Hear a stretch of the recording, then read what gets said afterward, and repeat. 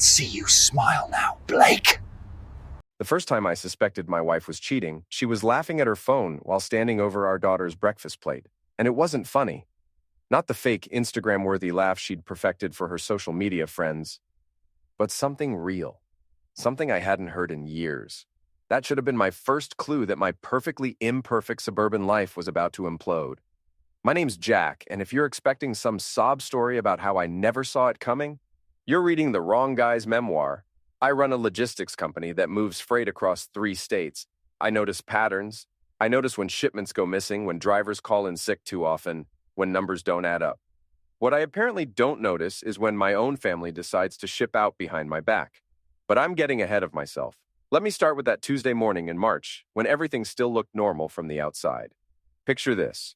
Me, 41 years old, sitting at my kitchen island with a cup of coffee that's gone cold, watching my wife Sarah flip pancakes while texting someone who's apparently funnier than her husband of 19 years. Our daughter Emma, 18 and heading to state in the fall, was scrolling through her own phone, barely acknowledging the food her mother was sliding onto her plate. "Who's got you so entertained this early?" I asked Sarah, trying to sound casual. She glanced up, and for just a second I caught something in her eyes. Guilt? Excitement? Hard to tell the difference sometimes. "Just Janet," she said, naming her tennis partner. "She's got drama with the club again." Emma snorted. "Mom, Janet's drama is like watching paint dry compared to real life." "What would you know about real life?" Sarah shot back, but she was smiling. They'd developed this weird dynamic lately, like they were sharing some inside joke I wasn't part of. I should mention that our house sits in Millbrook Estates, one of those developments that promised luxury living but delivered cookie-cutter McMansions with builder-grade everything. The kind of place where everyone's lawn looks the same and everyone's problems hide behind the same beige siding. Sarah loved it here, said it made her feel successful. I always thought it made us look like we were trying too hard. The kitchen opened onto our great room, which opened onto our dining room, which nobody ever used except when Sarah's mother visited and insisted we eat like civilized people. The whole first floor was designed so you could see everything from everywhere, which I guess was supposed to make the family feel connected. Instead, it just meant there was nowhere to hide when the tension got thick enough to cut. "Dad, can I borrow the car tonight?" Emma asked, finally looking up from her phone. "Where are you going?" "Lexi's having people over, just like study group stuff." I knew Lexi, knew her reputation too. Study group with Lexi usually meant somebody's parents were out of town and somebody's older brother had connections. "School night," I said. "Dad, come on. I'm 18. And still living under my roof?" Sarah slid another pancake onto Emma's plate. "Jack, she's practically graduated. Let her have some fun." This was new too. Sarah taking Emma's side in these little battles. Usually she backed me up, at least in public. We'd hash out the real disagreement later, in our bedroom, in those whispered arguments that had become our primary form of communication. "Fine," I said, "but midnight curfew." Emma rolled her eyes. "Midnight? Dad, seriously? Midnight, or the car stays in the garage?" She looked at her mother, and Sarah gave her one of those subtle shrugs that said, "Pick your battles." Emma went back to her phone, typing furiously. "I've got that client meeting this morning," I told Sarah. "Might run late." "Which client?" "Morrison Industries. They're thinking about switching carriers." Sarah nodded, but I could tell she wasn't really listening. Her phone buzzed again, and that smile crept back onto her face. Morrison Industries was a big deal, the kind of account that could let me expand the business, maybe hire another driver or two. I'd been courting them for months, and today was supposed to be the day they made their decision. But sitting there, watching my wife grin at her phone like a teenager with a crush, Morrison felt like the least important thing in my world. After Emma left for school and Sarah disappeared upstairs to get ready for whatever housewives do all day, I did something I'd never done in 19 years of marriage. I looked at her phone. She'd left it on the counter, screen down. I told myself I was just checking the time, but when I flipped it over and saw the notification preview, my coffee turned to acid in my stomach. "Can't wait to see you later. Same place, same time." The contact name was just M. I stood there for probably 30 seconds, phone in my hand, trying to come up with an innocent explanation. A friend named Monica, maybe, or Michelle. Or maybe M stood for mom, though Sarah's mother wasn't exactly the kissing emoji type. I heard Sarah's footsteps upstairs and set the phone back down, screen side down, exactly how I'd found it. When she came into the kitchen 5 minutes later, wearing yoga pants and a tank top that showed off the gym membership I paid for, I was reading the sports section like nothing had happened. "I'm meeting Janet for coffee after yoga," she said, grabbing her phone and her keys. "Tell her I said hi." She paused at the door. "You okay? You seem weird." "Just thinking about Morrison." She kissed my cheek, and I caught a whiff of the perfume she only wore on special occasions. After she left, I sat in the quiet house and tried to convince myself I was being paranoid. 19 years of marriage doesn't end because of a text from someone named M. People have friends. People use emojis. People are allowed to have lives that don't revolve around their spouses. But I couldn't shake the feeling that something had shifted in my world. Like when you're driving on the highway and you feel the truck starting to pull to one side, and you know something's wrong with the tire, but you can't see it yet. I went to work, had my meeting with Morrison, landed the account. Should have been the best day I'd had in months. Instead, I drove home thinking about that text message, wondering who M was and why Sarah needed to see them at the same place, same time. Emma was in her room when I got home, music playing loud enough that I could feel the bass through the floor. Sarah was in the kitchen making dinner, humming to herself. "How'd the meeting go?" she asked. "Good." "Got the account." "That's great, honey." She kissed me again, same spot on my cheek. "I'm proud of you." But she didn't ask for details, didn't want to celebrate, just went back to stirring whatever was in the pot on the stove. We ate dinner as a family, made small talk about Emma's college plans and Sarah's tennis league and my new client. Normal stuff. The kind of conversation we'd had 1,000 times before. But underneath it all, I kept thinking about that text message. Kept watching Sarah's face for signs of guilt or excitement or anything that might give her away. After dinner, Emma disappeared back upstairs, and Sarah settled onto the couch with a glass of wine and her laptop. "What are you working on?" I asked. "Nothing important, just Facebook stuff."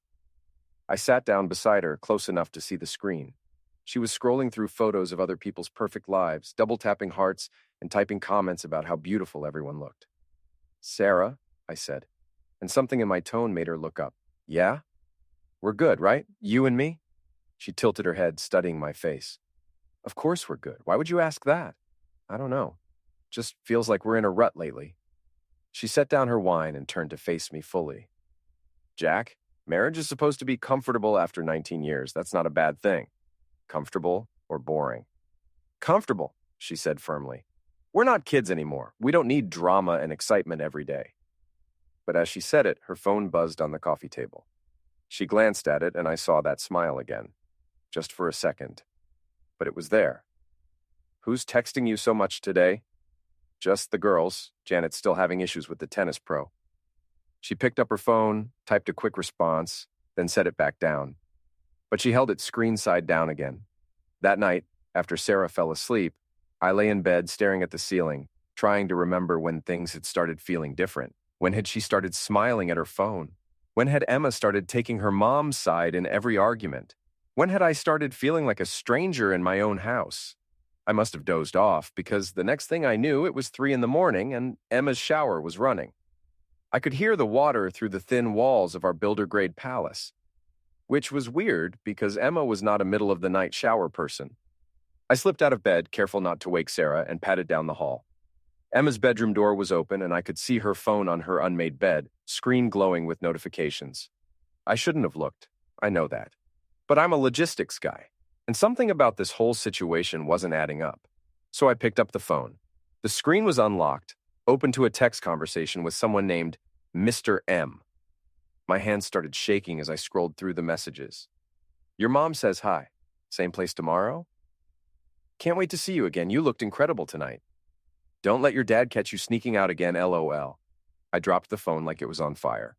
The shower was still running. Emma would be out any minute. I picked up the phone again, hands still shaking, and scrolled up to see more of the conversation. "Thanks for dinner tonight. Your mom is lucky to have someone like you looking out for her.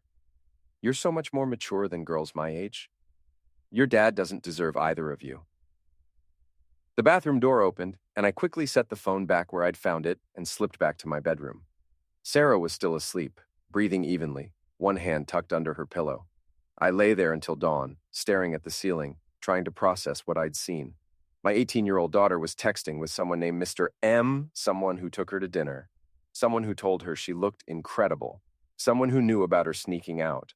And this Mr. M knew Sarah too, well enough that Emma could say, "Your mom says hi." The pieces were starting to fit together in a way that made me sick to my stomach. Sarah's mysterious texts from someone named Emma's new alliance with her mother, the shared smiles and inside jokes I wasn't part of. Were they seeing the same man? I must have looked like hell the next morning, because Sarah asked if I was coming down with something. "Just tired," I said. Emma came downstairs looking fresh and awake, despite her 3 a.m. shower. She grabbed a granola bar and headed for the door. "Where are you going so early?" I asked. "Study group before school. With Lexi? And some other people." She was out the door before I could ask any more questions. Sarah poured herself coffee and checked her phone. That smile again. "Sarah," I said. "Who's M?" She looked up sharply. "What? You keep getting texts from someone named M, just wondering who it is."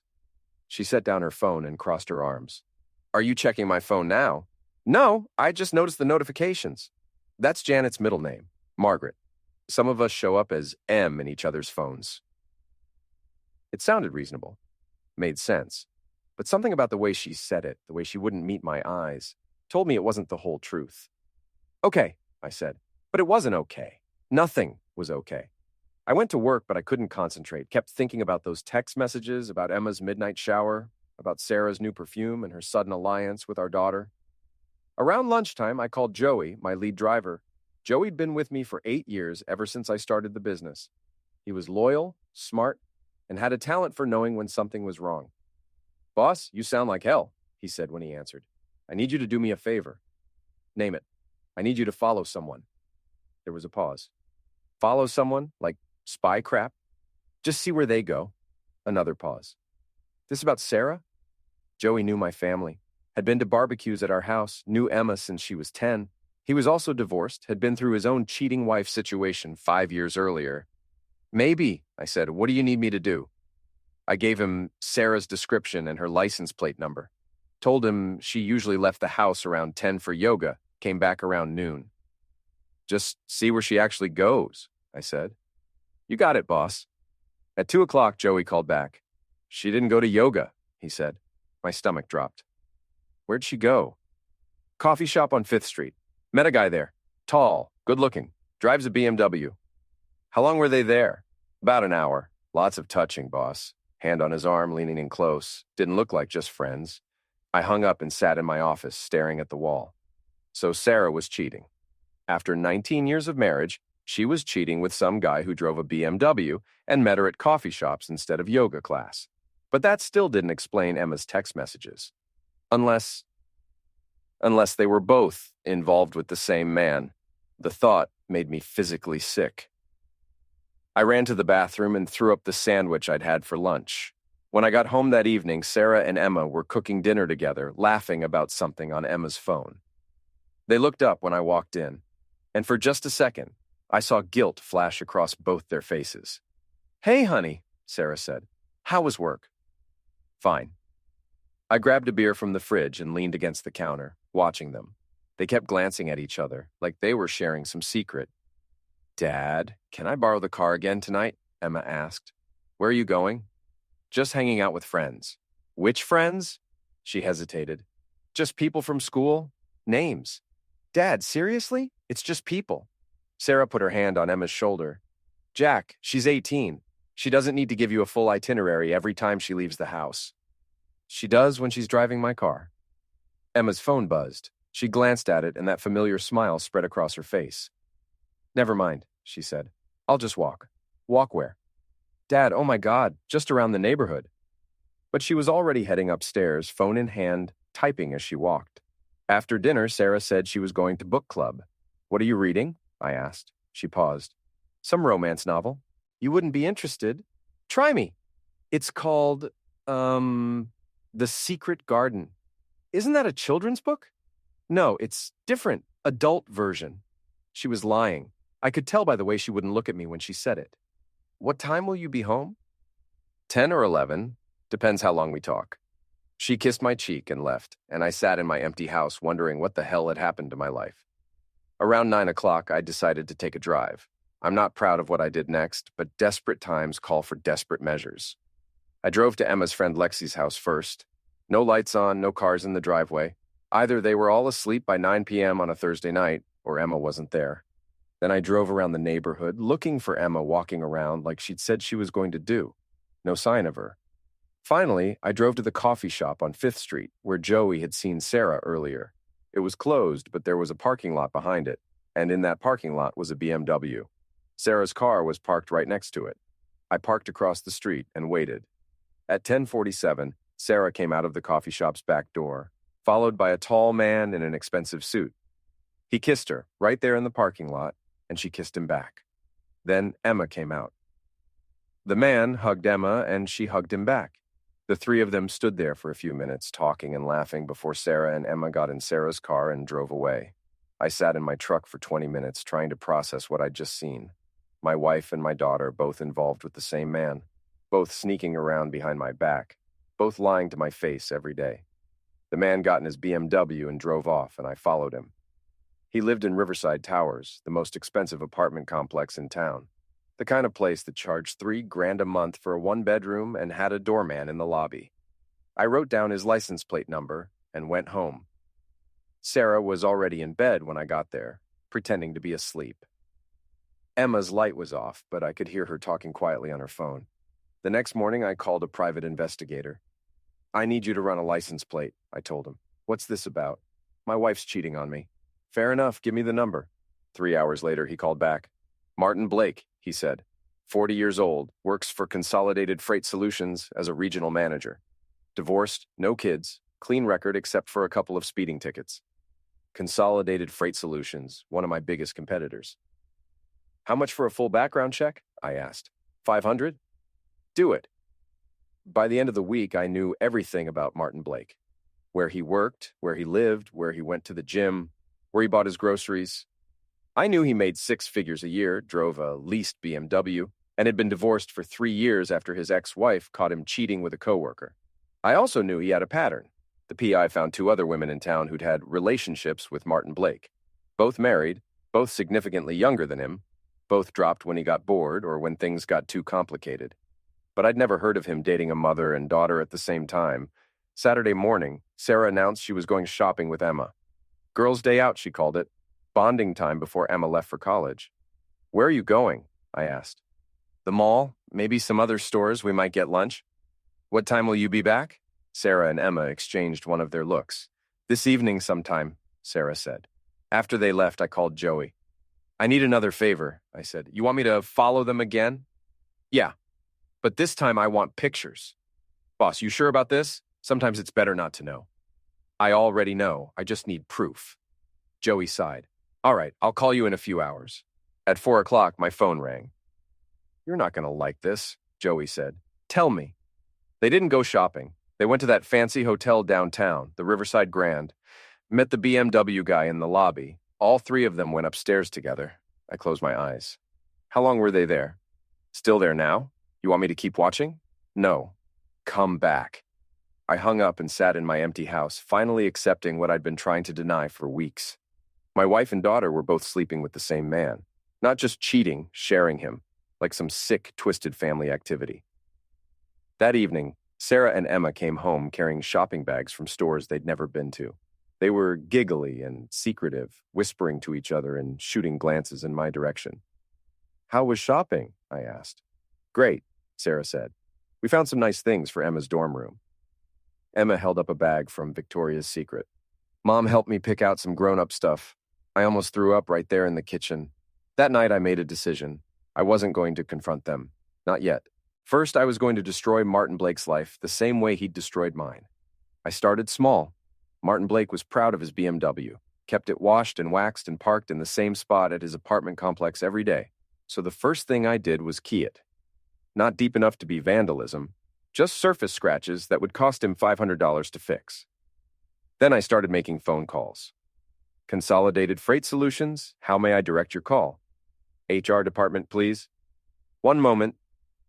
When the HR representative came on the line, I disguised my voice and told her I was concerned about one of their managers having inappropriate relationships with clients' family members.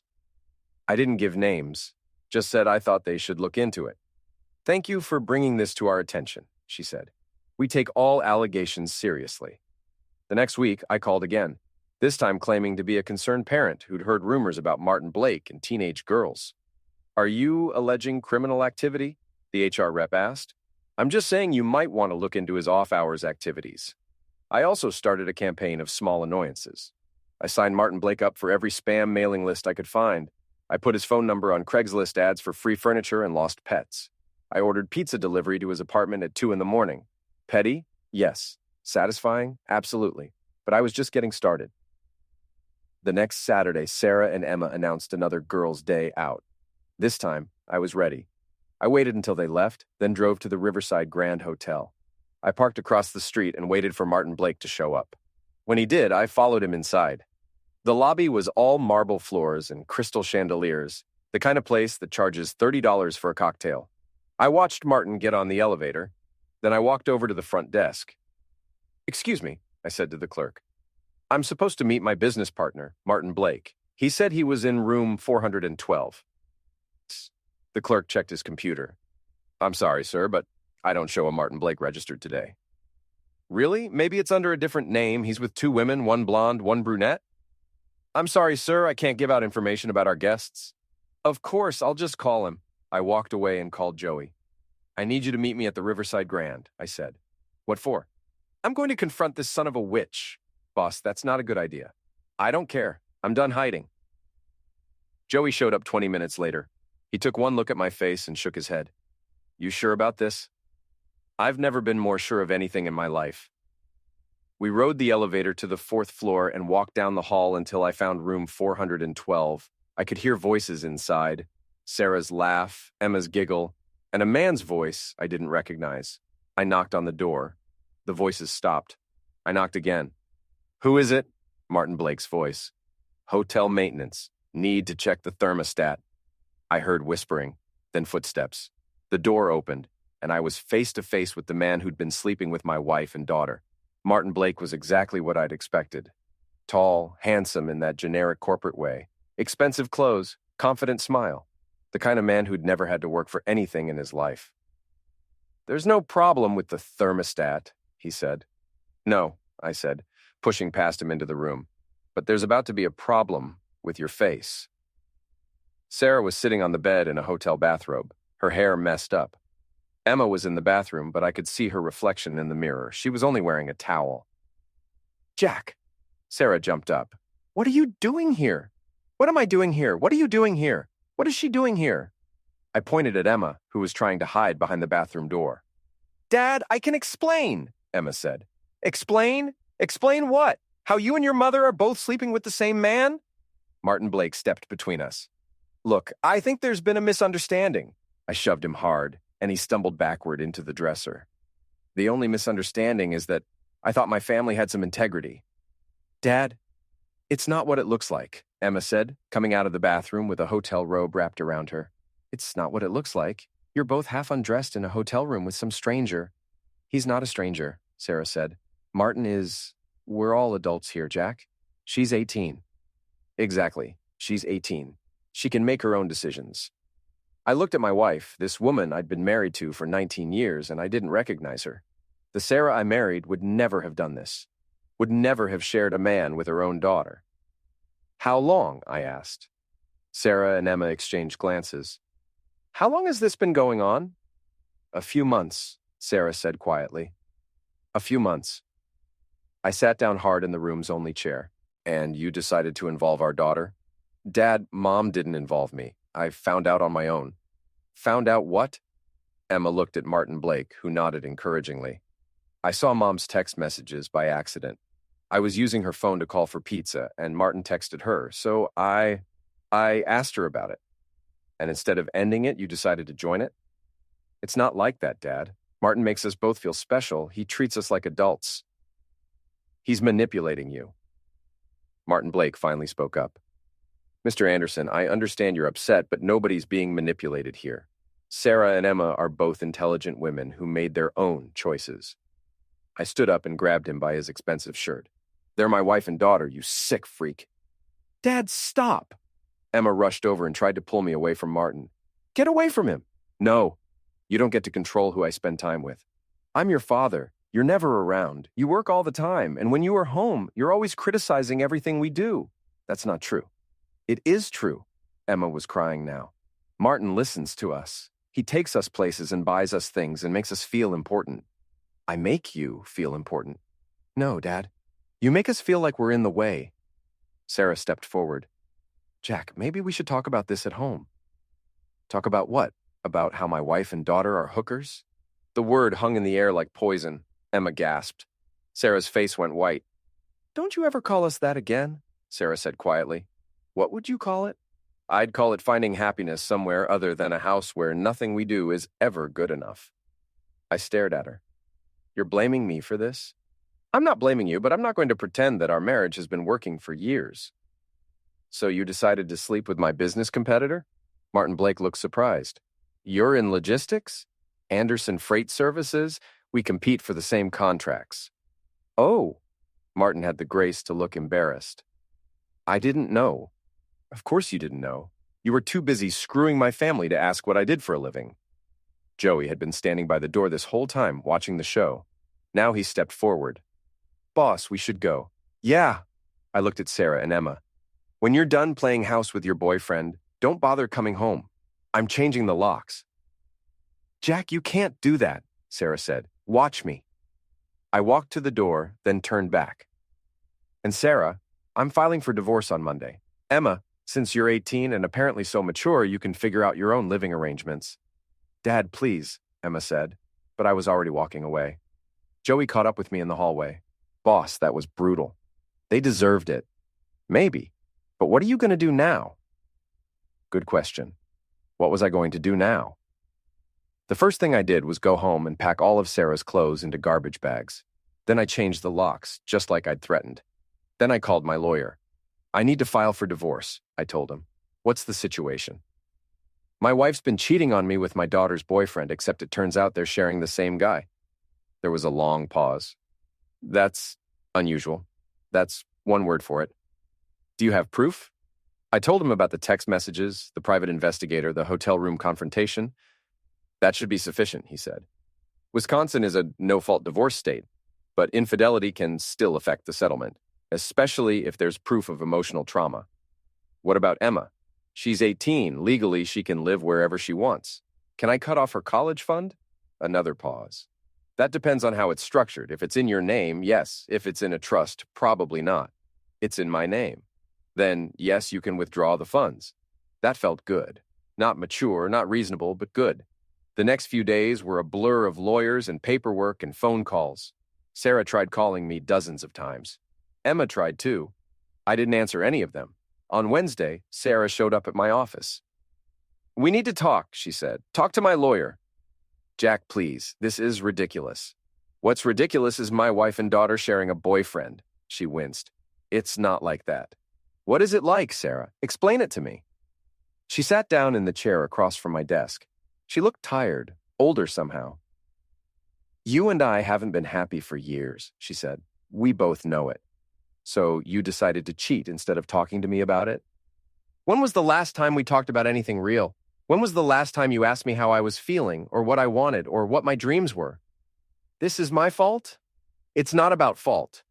It's about the fact that we grew apart, and instead of admitting it, we just kept going through the motions. What about Emma? Sarah sighed.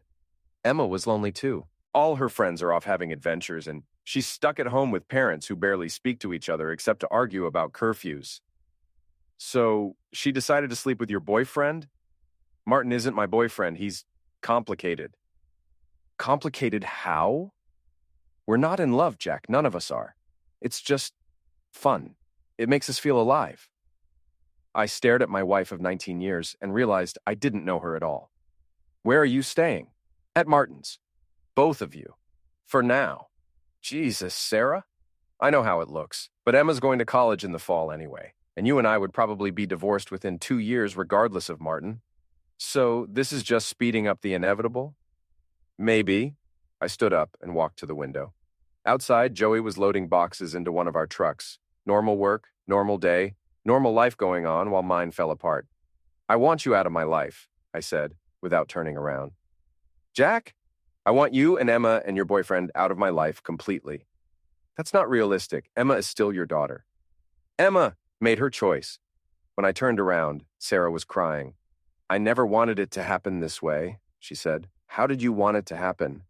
I thought maybe you'd fight for us, for me. Fight for you? You're living with another man. Before that, I thought maybe you'd notice that I was unhappy and try to fix things. I can't fix something if I don't know it's broken. It's been broken for years, Jack. You just didn't want to see it. She left after that, and I sat in my office staring at divorce papers and thinking about all the signs I'd missed or ignored. That weekend, I decided to drive past Martin Blake's apartment. I don't know what I expected to see, but I needed to know where my family was living now. The BMW was in its usual spot, but there was something wrong with it. The tires were flat, all four of them. I parked across the street and waited. After about an hour, Martin Blake came out of the building and saw his car. He walked around it, examining the damage, then pulled out his phone. While he was calling for roadside assistance, I called the apartment complex's main number. I'd like to make a noise complaint about apartment 4B, I said. There's been loud music and parties all night long. We'll send someone to investigate, the manager said. I hung up and drove away, feeling slightly better. It wasn't much, but it was something. Over the next 2 weeks, I made Martin Blake's life as difficult as possible without breaking any laws. I had pizzas delivered to his office during important meetings. I signed him up for timeshare presentations and pest control consultations. I called his building manager with complaints about suspicious activity and unauthorized guests. Petty? Absolutely. But it beat sitting in my empty house feeling sorry for myself. The divorce papers were filed, and Sarah's lawyer responded with a counterpetition asking for half of everything, including my business. That's when I decided to stop playing games and get serious. I called the private investigator again. I need everything you can find on Martin Blake, I said. Personal life, professional life, financial records, anything that might be useful. That's going to cost you. I don't care what it costs. 3 days later, he called back with a file that was 2 inches thick. Your boy Martin has some interesting habits, he said. Such as? He's got a gambling problem, owes about 40 grand to some people who don't accept late payments, if you know what I mean. Bookies. Among other things. He's also been fudging his expense reports at work. Nothing huge, but enough to get fired if his boss found out. What else? He's been doing this same routine with other families. There's a woman in Springfield whose husband filed for divorce last year after catching her with Martin. Same pattern, starts with the wife, then moves on to the daughter when she turns 18. My blood ran cold. How many times has he done this? At least 3 that I can prove, maybe more. And the companies never did anything? He's careful. Always waits until the girls are legal age, never does anything at work, keeps it off company property. Hard to build a case. What about the gambling debts? That's more interesting. Turns out he's been using company credit cards to cover some of his losses. I've got copies of the statements. I smiled for the first time in weeks. How much trouble could he get in for that? Fraud, embezzlement, maybe some other charges. Looking at serious jail time if someone pressed charges. Send me everything. The next morning, I dressed in my best suit and drove to the offices of Consolidated Freight Solutions. I asked to speak with the regional director, a woman named Patricia Wilson. Mr. Anderson, she said when I was shown into her office, I understand you're a competitor of ours. That's right, but I'm not here about business. I laid out everything I knew about Martin Blake. The gambling, the expense account fraud, the pattern of inappropriate relationships with clients' families. I gave her copies of the credit card statements and the private investigator's report. Patricia Wilson's face got darker as she read through the file. Why are you bringing this to me? She asked. Because Martin Blake destroyed my family, and I want him to pay for it. She set down the papers and looked at me carefully. These are serious allegations. They're not allegations. They're facts. If what you're telling me is true, Mr. Blake will be terminated immediately, and we'll be turning this over to law enforcement. That's all I'm asking for. I left her office feeling lighter than I had in months.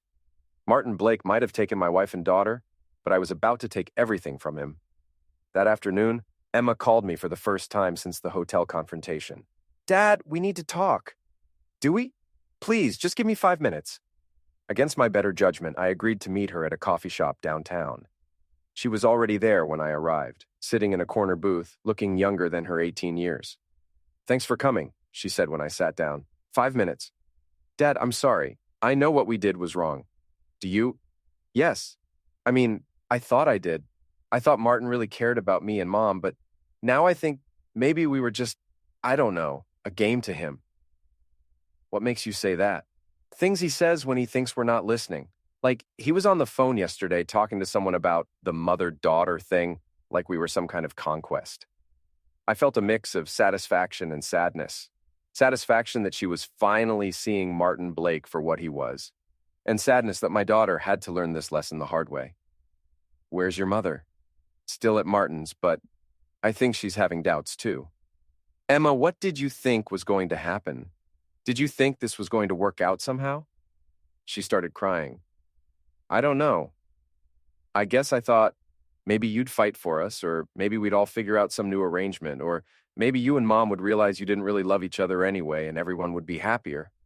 That's not how real life works. I know that now. I wanted to hug her. Wanted to tell her everything would be okay and take her home and pretend none of this had ever happened. But I couldn't. She was 18 years old enough to make adult decisions, and this was the consequence of the decision she'd made. What do you want from me, Emma? I want to come home. You can't. Why not? Because you chose him over your family. You chose your mother's boyfriend over your father.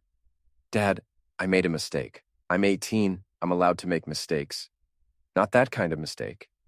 We sat in silence for a few minutes. Emma kept wiping her eyes with a napkin, and I kept checking my watch. Your 5 minutes are up, I said finally. Dad, please, I'm sorry. I'm so sorry. Sorry isn't enough, Emma. I left her sitting in the coffee shop and drove back to my empty house. That night, I got drunk for the first time since college and passed out on the couch watching SportsCenter. The next morning, Patricia Wilson called. Mr. Anderson, I wanted to update you on the Martin Blake situation. What's the status? He's been terminated and escorted from the building. We're turning the financial irregularities over to law enforcement, and they'll decide whether to press charges.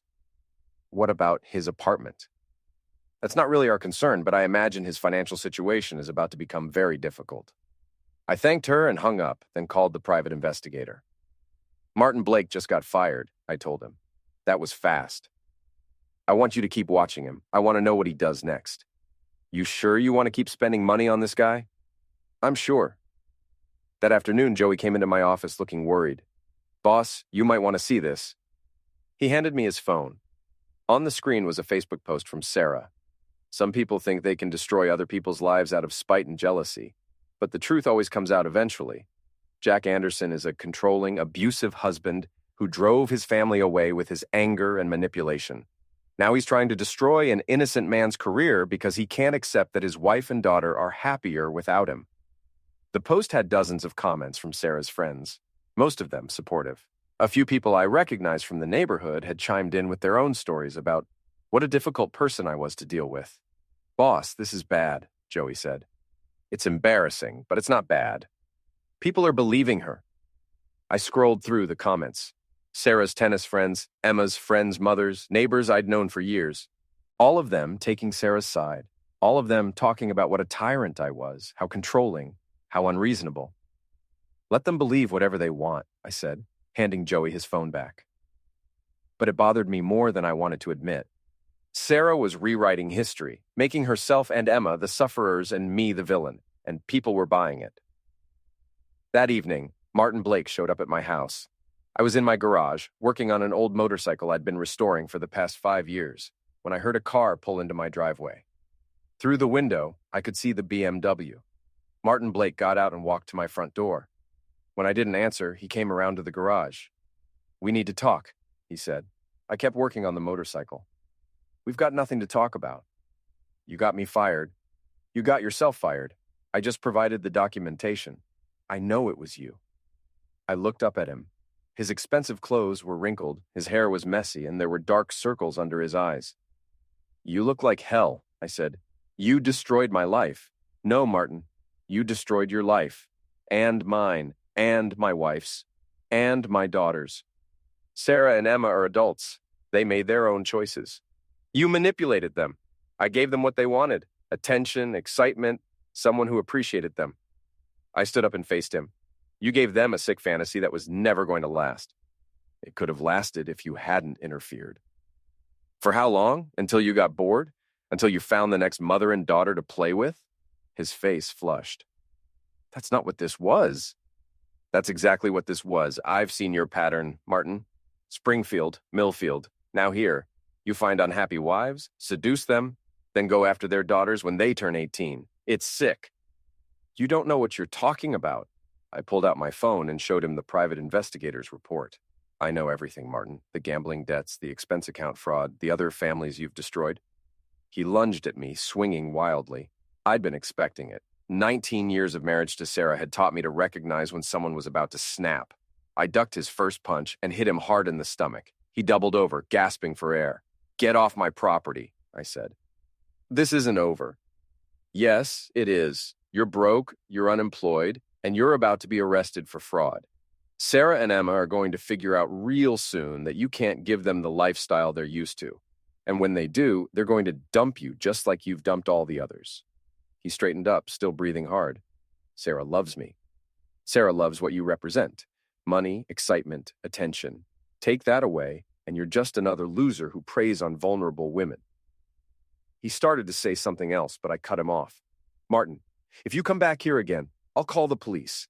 If you contact me again, I'll call the police. If you so much as drive past my house, I'll call the police. Are we clear? He glared at me for a few seconds, then turned and walked back to his car. I watched him drive away, then went inside and poured myself a drink. My hands were shaking, but I felt better than I had in weeks. The next few days were quiet. No calls from Sarah or Emma. No surprise visits from Martin Blake.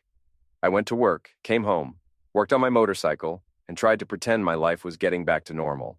Then Joey called with news. Boss, you're not going to believe this. What? Martin Blake got arrested. For the fraud? No, for stalking some woman in Springfield.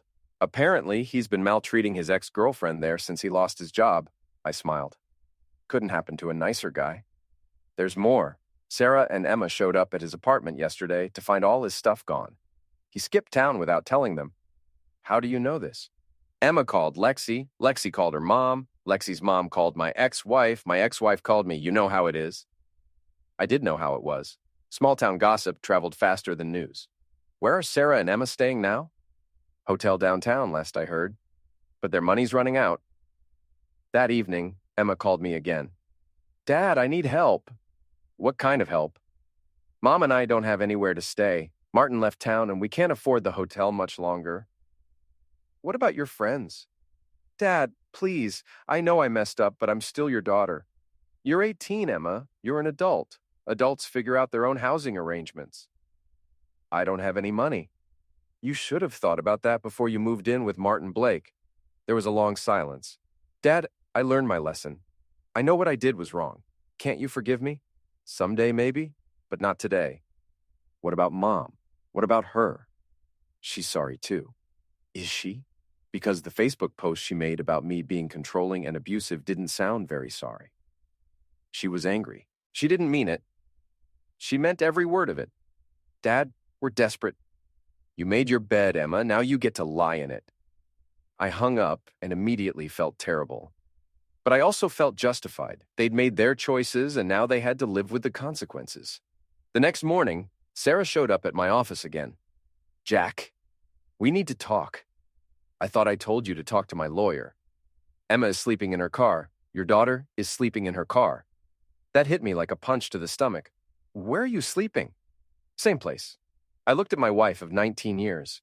Her hair was unwashed, her clothes were wrinkled, and she looked exhausted. You could have avoided this, I said. I know.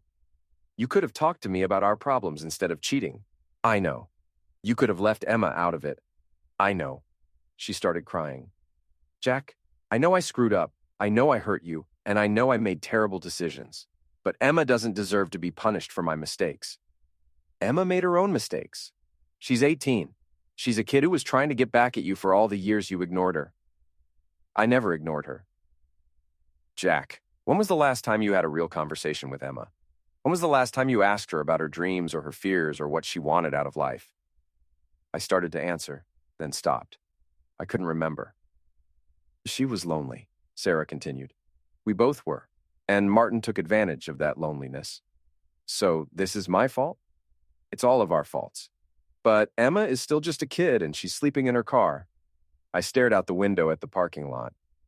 Joey was washing one of the trucks, hosing off the mud from yesterday's deliveries. Normal work, normal life. What do you want from me? I asked. I want you to let Emma come home. Just Emma. I'll figure out something else. She chose to leave. She chose to make a mistake. Don't punish her for the rest of her life. I thought about Emma at 18, the same age Sarah had been when I met her. Young, naive, thinking she knew everything about the world. One condition, I said. What? She apologizes, a real apology, not just I'm sorry. She explains what she did wrong and why it was wrong, and she promises never to do anything like it again. She'll do it, and she gets counseling. Okay. And you stay away from her, and from me. Sarah nodded. I'll stay away. I mean it, Sarah. You don't get to come back into our lives when it's convenient for you. You made your choice, and you have to live with it. I understand. That evening, Emma showed up at my front door. She looked terrible. Dirty clothes, greasy hair, dark circles under her eyes. Dad, can I come in? I stepped aside and let her into the house. She looked around like she was seeing it for the first time. It looks the same, she said. It is the same. You're the one who changed. We sat in the living room on opposite ends of the couch. Mom said you want me to apologize. I want you to understand what you did wrong. Emma took a deep breath. I betrayed you and our family by getting involved with Martin. I was angry at you for working all the time and not paying attention to me, but that didn't give me the right to hurt you the way I did. What else? I was selfish. I thought I was so mature and sophisticated, but I was just a stupid kid who got manipulated by a creep who makes a hobby out of destroying families. And I'm sorry. Not just sorry I got caught, but sorry I did it in the first place. Sorry I hurt you, sorry I ruined our family, sorry I was too dumb to see what Martin really was. I studied her face. She looked sincere, but she'd looked sincere before too. Emma, if I let you come back, there are going to be rules. I know. No contact with Martin Blake, ever. No contact with your mother unless I approve it. Counseling twice a week, community service on weekends. And you pay me back for the hotel bills and whatever else this whole mess cost me. How am I supposed to pay you back? I don't have a job. Then you better get one. She nodded. Okay. And if you ever lie to me again about anything, even something small, you're out for good. I won't lie. Emma, I mean it. One more betrayal, one more lie, one more stupid decision, and you're on your own permanently. I understand. I wanted to believe her. Part of me did believe her, but part of me also knew that trust, once broken, is never quite the same.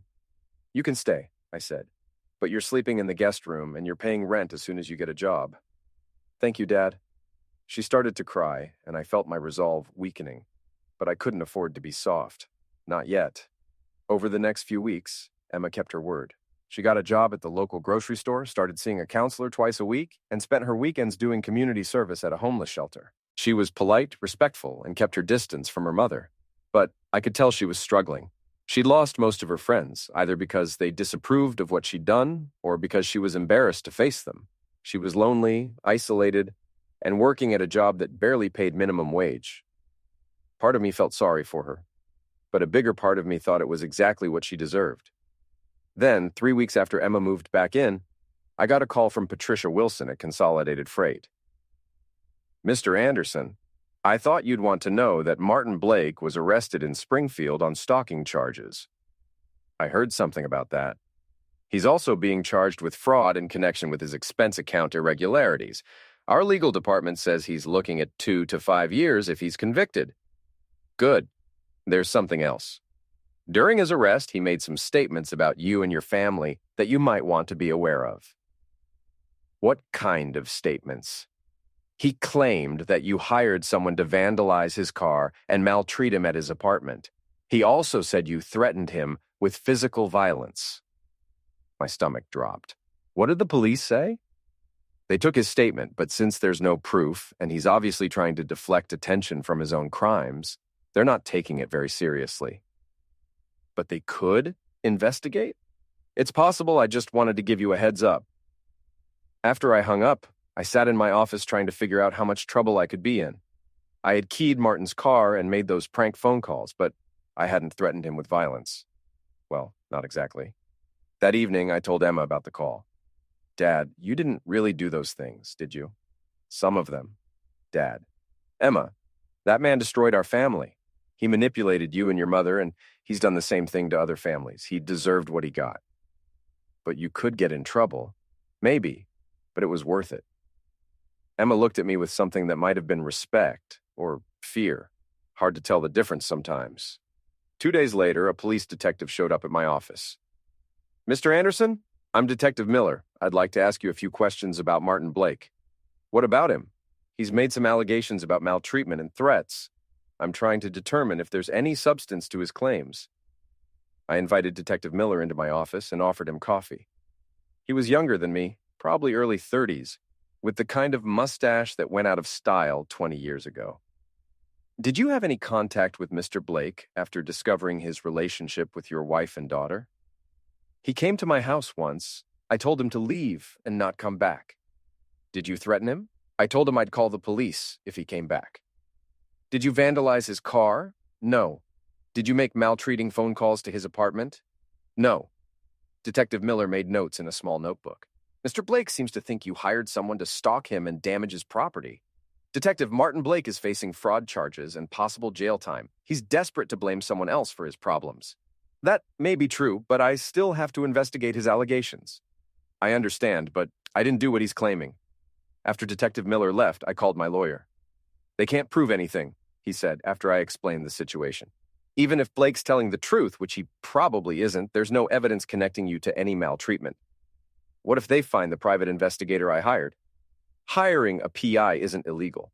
Following someone isn't illegal as long as you're not threatening them or trespassing. What about the key scratches on his car? Did anyone see you do it? No. Then it's his word against yours, and his credibility is shot. I felt better after talking to my lawyer, but I was still worried. The last thing I needed was criminal charges on top of everything else. That weekend, Emma and I were working in the yard. She was pulling weeds as part of her community service, and I was fixing a broken fence post when a car pulled into the driveway. Sarah got out. Jack, we need to talk. Emma looked up from the flower bed. Mom, you're not supposed to be here. This is important. I set down my hammer and walked over to Sarah. She looked better than she had the last time I'd seen her. Cleaner, more rested. Where have you been staying? I asked. With my sister in Milwaukee. What do you want? Martin called me from jail. So? He's blaming you for everything that happened to him. He says you ruined his life out of jealousy. His life was already ruined. I just helped it along. Jack, he's talking about pressing charges against you. Let him talk. I'm serious. He says he has proof that you vandalized his car and maltreated him. What kind of proof? Sarah glanced at Emma, who was pretending not to listen. Can we talk privately? I followed Sarah to the front porch, out of Emma's earshot. Martin says he has security camera footage from his apartment building, Sarah said quietly. My blood ran cold. I hadn't thought about security cameras. Footage of what? You keying his car? I tried to keep my expression neutral. That's impossible. Is it? Sarah, why are you telling me this? I thought you hated me. She looked down at her hands. I don't hate you, Jack. I never hated you. You have a funny way of showing it. I was angry. I was hurt. I felt like you'd given up on our marriage years ago. So you decided to sleep with Martin Blake and drag our daughter into it? I made terrible decisions. I know that now. What changed your mind? The fact that he abandoned you when things got difficult? Sarah's face flushed. Partly, but mostly it was seeing what this whole situation did to Emma. I looked back at Emma, who was still pulling weeds but obviously straining to hear our conversation. She's been through hell, Sarah continued. Lost her friends, sleeping in cars, working at a grocery store for minimum wage. And it's my fault. It's her fault, too. She's 18, Jack. She was angry and stupid and made a bad decision, but she's paying for it now. Good, maybe she'll learn something. Sarah stepped closer to me. Jack, Martin is vindictive. If he has proof that you vandalized his property, he'll use it. Not because he cares about justice, but because he wants to hurt you. Why do you care if he hurts me? Because despite everything that's happened, I don't want to see you go to jail. We stood there in silence for a few minutes, watching Emma work in the flower bed. She'd lost weight and there were dark circles under her eyes. But she was working hard, trying to earn her way back into my good graces. What do you want me to do? I asked Sarah. I want you to be careful. Martin is dangerous when he's cornered. Are you warning me out of concern? Or because you feel guilty? Both. Sarah left a few minutes later, and Emma came over to me. What did Mom want? To cause trouble, probably. Dad, are you really in trouble with the police? I looked at my daughter, this girl who'd betrayed me and broken my heart, but was still, somehow, my little girl. Maybe, I said. What can I do to help? Nothing. This is my mess to clean up. But that night, lying in bed, I realized Emma might be the key to getting out of this situation. The next morning, I called Detective Miller. Detective, I've been thinking about our conversation, and I remembered something that might be relevant to your investigation. What's that? My daughter might have some information about Martin Blake that could be helpful. What kind of information? I think you should talk to her yourself. That afternoon, Detective Miller came to the house. Emma sat in the living room, nervous but determined, while I made coffee in the kitchen. Miss Anderson, Detective Miller said, your father suggested you might have information about Martin Blake. Yes, sir. What can you tell me? Emma took a deep breath. Martin Blake is a hunter. He targets families where the parents are having problems, and he manipulates the mothers and daughters into sleeping with him. That's a serious accusation. It's true, he bragged about it. He told me and my mom about other families he'd done the same thing to. Detective Miller made notes. Did he mention any names? A woman named Jennifer in Springfield, and someone called Lisa in Millfield. Did he ever mention committing any crimes? Emma hesitated, glancing at me through the kitchen doorway. Miss Anderson, this is important. He showed me fake expense reports from his company, said he'd been using the company credit cards to pay his gambling debts, but he was smart enough not to get caught. He admitted to defrauding his employer more than once. He thought it was funny. Detective Miller finished his notes and closed his notebook. Thank you, Miss Anderson. This has been very helpful. After he left, Emma came into the kitchen. Did I do okay? You did fine. Was it all true? I looked at my daughter, this young woman who'd learned some hard lessons about trust and betrayal and consequences. Every word, I said. 2 weeks later, Detective Miller called to tell me that the maltreatment charges against me had been dropped. Blake's credibility is shot, he said. Between the fraud charges and your daughter's testimony about his pattern of behavior, the district attorney doesn't think he's a reliable witness. What about the security camera footage? Turns out the cameras at his building haven't worked in 6 months. He was bluffing. I hung up the phone and felt a weight lift off my shoulders. Martin Blake was going to prison, Sarah was out of my life, and Emma was slowly earning her way back into my good graces. It wasn't the ending I would have chosen, but it was an ending I could live with. 6 months later, Emma started college on an academic scholarship she'd earned by bringing her grades up during her final semester of high school.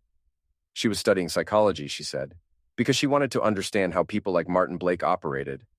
Sarah and I finalized our divorce.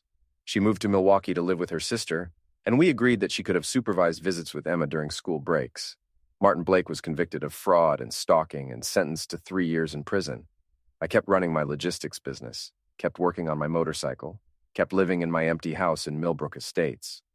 And sometimes late at night, I'd sit in my garage and think about how quickly a life can fall apart and how slowly it can be put back together. But mostly, I tried not to think about any of it at all.